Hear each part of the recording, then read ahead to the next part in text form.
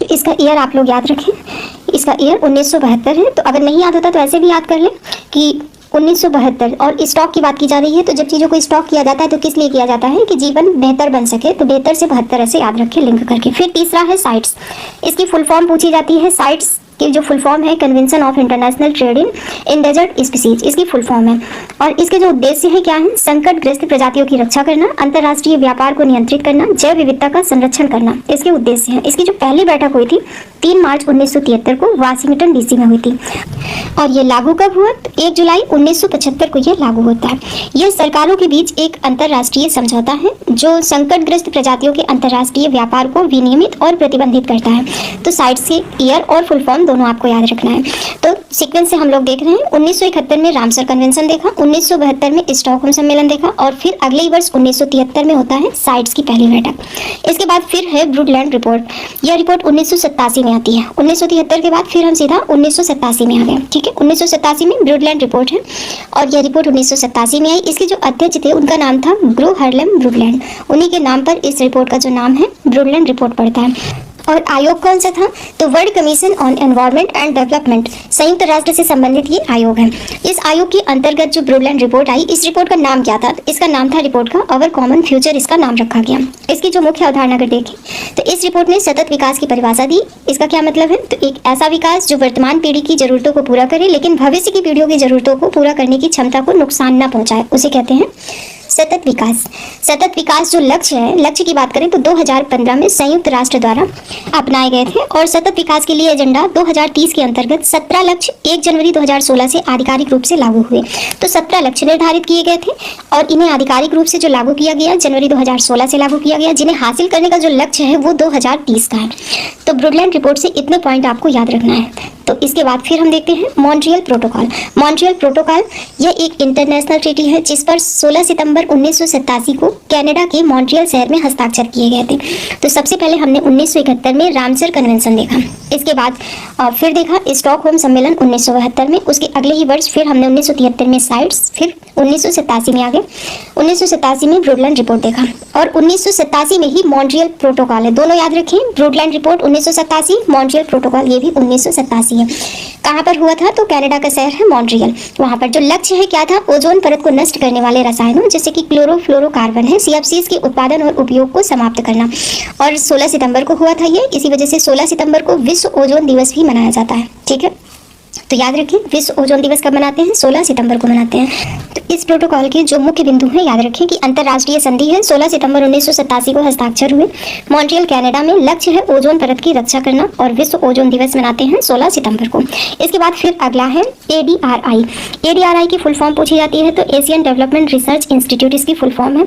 इसका जो मुख्य कार्य है ई कचरा प्रबंधन पर रिपोर्ट जारी करना और अनुसंधान एवं विकास को बढ़ावा देना है। इसकी स्थापना 1991 में हुई थी। और ई कचरा प्रबंधन पर रिपोर्ट कौन जारी करता है पूछा जाए तो ADRI करता है। अनुसंधान एवं विकास को बढ़ावा देना ये इसके मुख्य कार्य हैं ADRI के। इसके बाद फिर है संधि जैव विविधता संधि। ये एक इंटरनेशनल समझौता है जिसका उद्देश्य बायोडाइवर्सिटी का संरक्षण करना है।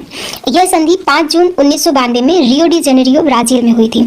यूनाइटेड नेशंस के तहत ये संधि हुई थी। इसका जो मुख्य उद्देश्य था जैव विविधता का संरक्षण करना, जैव संसाधनों का सतत उपयोग करना, जैव संसाधनों से मिलने वाले लाभों का न्यायपूर्ण वितरण हो। और भारत ने पूछा जाए इस संधि में साइन कब किए थे तो 1992 में ही किए थे और 2 वर्ष बाद 1994 में इसे लागू किया गया था। तो याद रखें 1992 में साइन की और लागू कब किया 1994 में।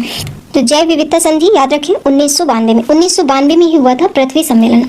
पृथ्वी सम्मेलन ये भी कहाँ हुआ था तो ब्राजील के रियो डी जेनेरियो में हुआ था आयोजन इसका। और यह एक महत्वपूर्ण अंतर्राष्ट्रीय सम्मेलन था जिसका उद्देश्य था पर्यावरण और विकास के मुद्दों पर चर्चा करना और सतत विकास के लिए एक वैश्विक योजना बनाना इसका उद्देश्य था। तो इसको भी याद रखें, पृथ्वी सम्मेलन भी 1992 में और जो जैव विविधता संधि है ये भी 1992 में। स्थान भी एक ही है, ब्राजील के रियो डी जेनेरियो में। इसके बाद फिर अगला है क्योटो प्रोटोकॉल। क्योटो प्रोटोकॉल ये भी एक इंटरनेशनल ट्रीटी है जो 1997 में क्योटो जापान में अपनाई गई थी और 2005 में ये लागू हुई थी। उद्देश्य क्या है, ग्लोबल वार्मिंग से निपटने के लिए औद्योगिक देशों द्वारा ग्रीन हाउस गैसों के उत्सर्जन को कम करना इसका उद्देश्य है। तो क्योटो प्रोटोकॉल याद रखें 1997 में, इसके पहले हमने 1992 में 2 पृथ्वी सम्मेलन और जैव विविधता संधि, और क्योटो प्रोटोकॉल 1997 में। इसके बाद फिर जो अगला है कार्टेजेना प्रोटोकॉल, यह जैव प्रौद्योगिकी से बने जीवित परिवर्तित जीवों को सुरक्षित उपयोग व अंतर्राष्ट्रीय व्यापार को नियंत्रित करने के लिए बनाया गया एक समझौता है। और यह हुआ कब था? 29 जनवरी 2000 को हुआ था। स्थान मॉन्ट्रियल कनाडा। किस संधि के अंतर्गत? तो जैव विविधता जो संधि है उसी के अंतर्गत हुआ था। इसका जो मुख्य उद्देश्य था जीएम फसलें या जीवों के सुरक्षित उपयोग को सुनिश्चित करना। ये जीएम फसल या जीएम जीव क्या होते हैं? तो जिनके जीन को वैज्ञानिक तरीके से रूपांतरित किया जाता है उन्हें जीएम फसल या जीएम जीव कहते हैं। तो उन्हीं के सुरक्षित उपयोग को सुनिश्चित करना इसका मुख्य उद्देश्य था। और देशों को आयात निर्यात से पहले जानकारी देने की व्यवस्था लागू कब हुई है? तो 11 सितंबर 2003 को हुई। कब थी? जनवरी 2000 को, लेकिन लागू की बात आएगी तो 11 सितंबर 2003 को यह लागू हुई थी। और भारत इसका सदस्य कब बना? तो भारत इसका सदस्य 23 जनवरी 2003 से बन गया था, क्योंकि इसमें फिक्स होता है कि इतने देश जब सदस्य बन जाएंगे तभी लागू होगा। तो लागू सितंबर 2003 में हुई थी और भारत सदस्य बना था जनवरी 2003 में। तो याद रखिए इसको, कार्टेजेना प्रोटोकॉल को। इसके बाद अगला है जिनेवा प्रोटोकॉल। 1925 की ये एक अंतर्राष्ट्रीय संधि है और इस प्रोटोकॉल का जो मुख्य उद्देश्य है रासायनिक और जैविक हथियारों के उपयोग को प्रतिबंधित करना है। जिनेवा प्रोटोकॉल 1925 में, याद रखें। इसके बाद फिर अगला है नागोया प्रोटोकॉल। यह जैव विविधता संरक्षण से संबंधित एक अंतर्राष्ट्रीय समझौता है। हुआ कहाँ पर था? तो इसे वर्ष 2010 में जापान के नागोया शहर में अपनाया गया था। इसी वजह से इसका नाम है नागोया प्रोटोकॉल है। और ये कन्वेंशन बायोलॉजिकल डाइवर्सिटी के अंतर्गत बनाया गया एक प्रोटोकॉल है। इसके बाद फिर है किगाली अमेंडमेंट। किगाली अमेंडमेंट जो है इसके इंपॉर्टेंट पॉइंट्स अगर देखें तो किगाली अमेंडमेंट मॉन्ट्रियल प्रोटोकॉल का संशोधन है। इसे वर्ष 2016 में किगाली में अपनाया गया था। मुख्य उद्देश्य था जो इसमें HFCs गैसों के उपयोग को कम करना, ग्लोबल वार्मिंग को नियंत्रित करना, इसका जो मुख्य उद्देश्य था। और अगर इंपॉर्टेंट पॉइंट्स देखें तो HFCs ओजोन परत को नुकसान नहीं पहुंचाते हैं, लेकिन ये शक्तिशाली ग्रीन हाउस गैसें हैं और AC रेफ्रिजरेटर आदि में SFCs गैसों का जो उपयोग होता है। किगाली अमेंडमेंट का जो लक्ष्य है धीरे धीरे HFCs को कम करना इसका लक्ष्य है। तो किगाली अमेंडमेंट की ये इंपॉर्टेंट पॉइंट है। इसके बाद जो कुछ अन्य सम्मेलन प्रोटोकॉल या संधियां छूट गए हैं उनको भी हम लोग कवर कर लेते हैं अपन शॉर्ट में। प्रमुख सम्मेलन में देखें तो स्टॉकहोम सम्मेलन हमने कवर कर लिया, 1972 में हुआ था। स्थान स्टॉकहोम स्वीडन में, पर्यावरण संरक्षण के लिए हुआ था। 1992 में रियो अर्थ समिट हुई थी, रियो डी जेनेरियो ब्राजील में, इसको हमने भी कवर कर लिया। 2002 में जोहान्सबर्ग समिट हुई थी, दक्षिण अफ्रीका के जोहान्सबर्ग में हुई थी। और 2012 में रियो+20 सम्मेलन हुआ था, रियो डी जेनेरियो ब्राजील में ये भी हुआ था। और ग्रीन इकोनॉमी जो इसका मुख्य उद्देश्य था ग्रीन इकोनॉमी था, ठीक है। तो 2012 में याद रखिए रियो+20 सम्मेलन। फिर इंपॉर्टेंट प्रोटोकॉल देखिए अगर तो 1987 में मॉन्ट्रियल प्रोटोकॉल हमने देख लिया, ओजोन परत के संरक्षण से संबंधित था। फिर 1997 में क्योटो प्रोटोकॉल भी हमने देख लिया, ग्रीन हाउस गैसों की कमी के लिए था। और 2000 में कार्टेजेना प्रोटोकॉल, ये भी जैव सुरक्षा से संबंधित था। और 2010 में देखा हमने नागोया प्रोटोकॉल और 2016 में देखा किगाली संशोधन या किगाली अमेंडमेंट जो HFC गैसों में कमी लाने के लिए था। अब हम अगर महत्वपूर्ण संधि समझौते देखें तो 1992 में UNFCCC जो है जलवायु परिवर्तन पर फ्रेमवर्क कन्वेंशन हुआ था, जलवायु परिवर्तन को नियंत्रित करने के उद्देश्य से। ये कब हुआ था?